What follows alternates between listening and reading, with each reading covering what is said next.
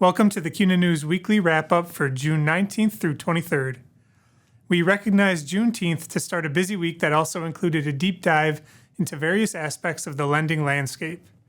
Turn on the CUNA News Podcast to hear New York University Federal Credit Union President and CEO Mira Ness explain how the credit union's mortgage preparedness loan enables members to achieve their dreams of homeownership.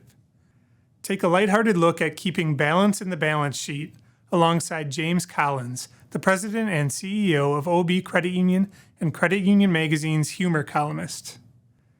Find out what a Filene Research Institute study has to say about how credit unions can grow their deposits.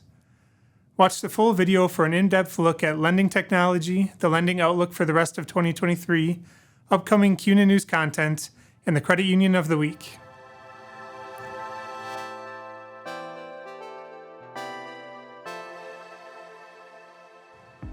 Listeners of the CUNA News Podcast got a treat this week as NYU Federal Credit Union President and CEO Mira Ness joined the episode to discuss creating a path to homeownership.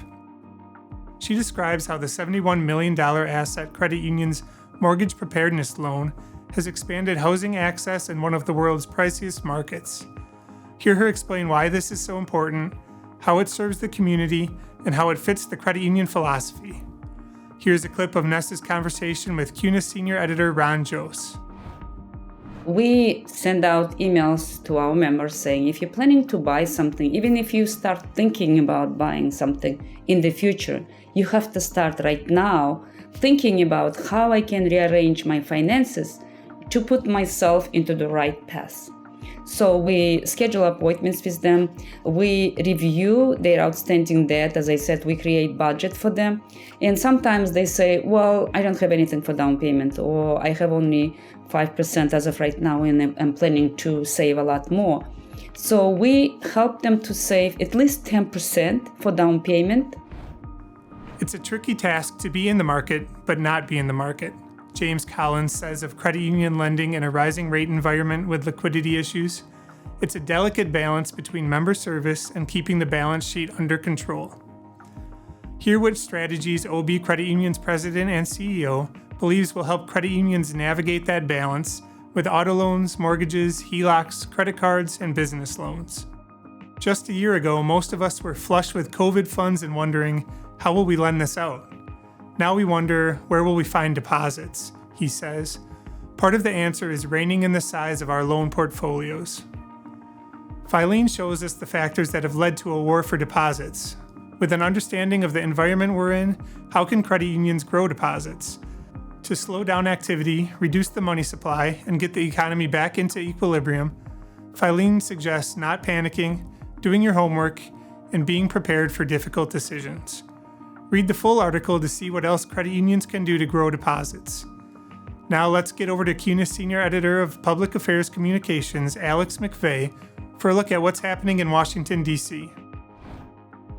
The House Financial Services and General Government Appropriations Subcommittee released its draft FY24 bill Wednesday night with several items of note for credit unions. It would make CUNA sought changes to the CFPB, including putting it under the appropriations process and replacing the director with a multi-member commission. We believe these reforms are needed to increase transparency and accountability at the Bureau.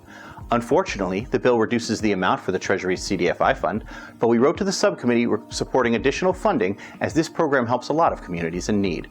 We also continue to fight against the big box interchange bill. CUNA, ACUL, and all state leagues urged congressional leaders to oppose the bill, and we set the record straight in advance of restaurant lobby visits that interchange is the cost of doing business and the current system works.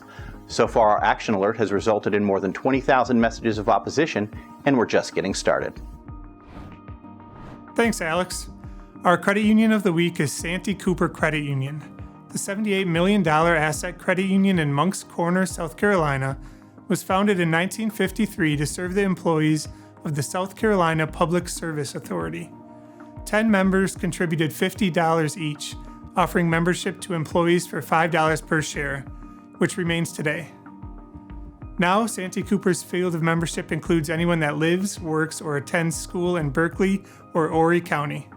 The credit union, which is celebrating its 70th birthday, says its mission is to provide financial services to members, to invest prudently, and to operate in the interest of the member while maintaining a safe and sound environment.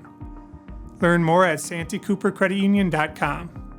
Send your credit union's information to bfritz@cuna.coop if you want to be included in a future episode. Finally, a quick look ahead. Here's some of Deputy Editor Bill Merrick's best conversations from the 2023 CUNA Cybersecurity Conference with NASCUS in the next episode of the CUNA News Podcast. Our written content will feature a look at commercial lending, PACE financing at Spire Credit Union in Minnesota, and a whatever loan at Members First Credit Union in Michigan. That's it for this week's wrap-up. Thanks for watching and have a great weekend.